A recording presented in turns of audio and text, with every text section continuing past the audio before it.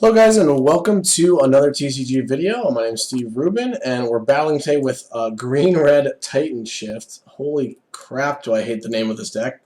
But anyway, this deck, recently we saw not green-red TitanShift, but green-red, I guess, what is it called? Breach Titan? As opposed to TitanShift, which plays through the breach as opposed to Scape Shift. Top 8 Grand Prix Indianapolis. I believe 2 decks.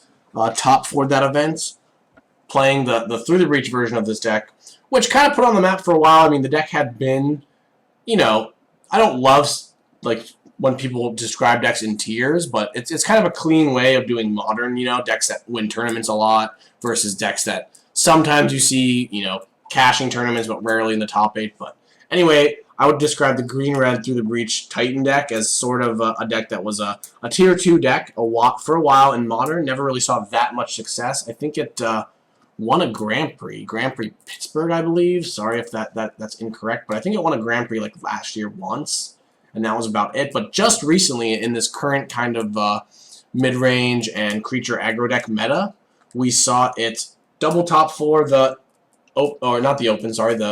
Invitational. Oh, not the Invitational either. Wow, this is not going as well as I planned it.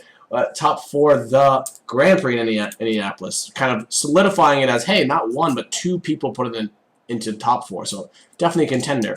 Next week at the World Championships, we saw Oliver 2 and Andre Strosky play this deck, but they did something kind of pretty ingenious, and they cut the Through the Breaches for Scape Shift. Now, it's kind of weird because Through the Breach is sort of, it's the name of the deck, Breach Titan. It's kind of lets you, with a Search for Tomorrow and a ramp spell, get a Primeval Titan in play, attacking on turn 3 and kill your opponents. But that's kind of the best case scenario, and I feel as if right now there's a lot of Thoughtseize, there's a lot of Path to Exile, and, a decent amount of Thought-Knot Seer. And because of that, I think that Scape Shift is just more consistent. Because essentially, if you have a Through the Breach, right, and you have a Primeval Titan, if they Thoughtseize you or Thought-Knot you, they can take the Titan. If you Through the Breach Titan, like, yeah, you get the triggers, but they can path it and potentially still win. It's obviously not great for them, but still, like, it gives them more interaction against you. So this version is essentially just playing Scape Shift instead of Through the Breach. Like, we don't have Simian Spirit Guides. We're playing, a decent amount of removal, about the same as the Through the Breach deck plays. Less Summoner's Pact for Titan, but we have Coney Heart Expeditions and Explorers. So a lot of the games, you can actually win games without Scape Shift or Titan. They don't happen often just because once you draw one of those, you win very often, but the deck pretty much revolves around Valakut. As you see, there's only 6 red cards in this deck. It's pretty much a mono-green deck, and you just play the mountains for the Valakut. So basically, let's start off. We have 2 Summoner's Pact, essentially just additional copies of Primeval Titan. I've yet to search for anything else in game 1. Sometimes you'll search for Baloth against green-black decks, against Liliana.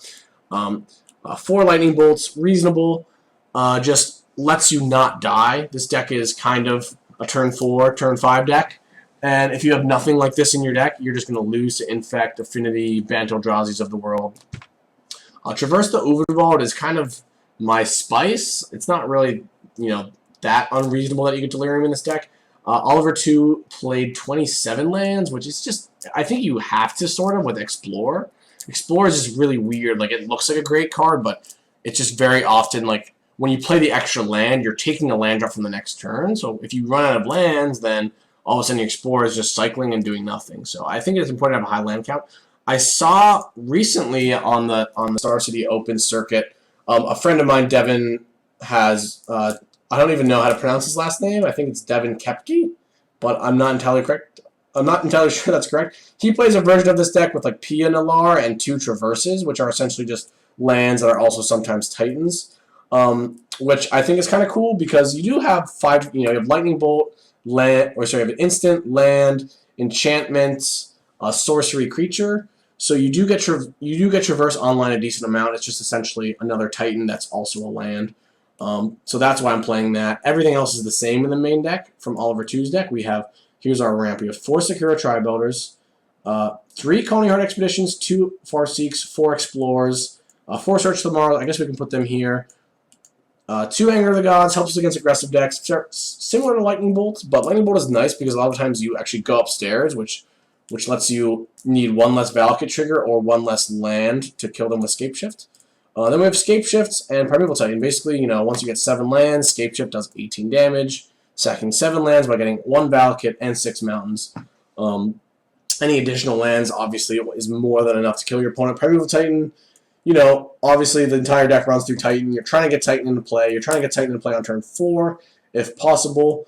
A lot of the times, you play your Titan and you use the first trigger to set up, so often you're getting a bunch of Valakuts, or if you're under pressure, you can, you know, get double Mountain if you already have a Valakut in play, shoot down a Reality Smasher, shoot down, you know, Wild Mikado and stuff like that. So that's kind of how the deck works. Sideboard is a little off from what they played. Unfortunately, I don't love to do this, but you know, it is real for all players. I don't actually have access to 3 engineer explosives, and they're worth 40 tickets online right now, which is a bit too steep for me to just buy for a video. So we only have 1 engineer explosives instead of 3. I think that realistically 3 might be too many.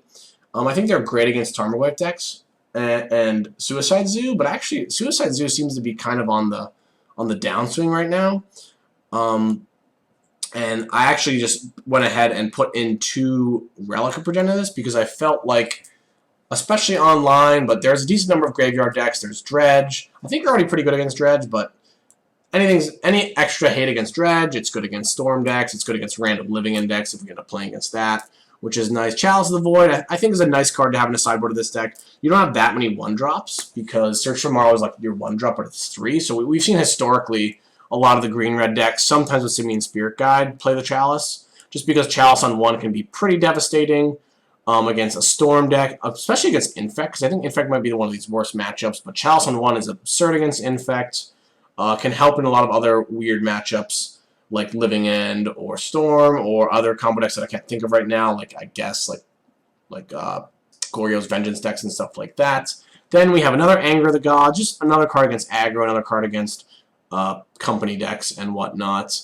1 Sudden Shock. Oliver played 2 Sudden Shocks, which I think is just kind of a hedge towards, it seems like it's might be okay against Affinity, but I think it's mostly there for winning Infect, which seems like a really hard matchup to win.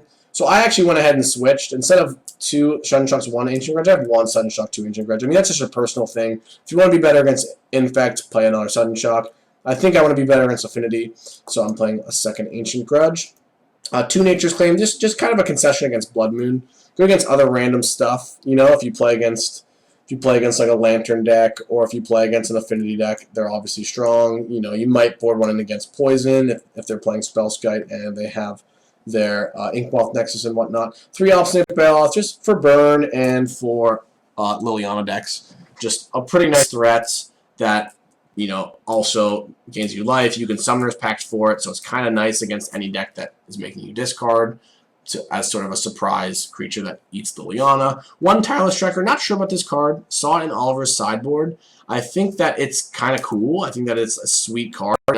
When I actually one time I was trying to build a Naya Coco deck that played, you know, Tireless Tracker as sort of an engine to go along with Night of the Reliquary as a sort of wombo combo. So I just think that Tireless Tracker is really good with these. You know, we don't have Evolving Wilds, we have actual fetch lands, and this deck has so many lands in it, so many mana sources that put lands into play, that makes sense to have a card that I don't think it's here to like Summoner's Pact for, because if you're pretty much always pacting for Titan, but I think it's here just in case we get Blood Moon, you know, and we need to draw out of it somehow, in case, and Titan doesn't do anything, in case we need extra threats against some of the control decks of the format, because we have like all these Lightning Bolts and Angers that aren't necessarily that good against those kind of decks. So that's what I think it's there for. I'm not really sure exactly, but we'll find out. So yeah, thank you, and I'll see you guys for round 1.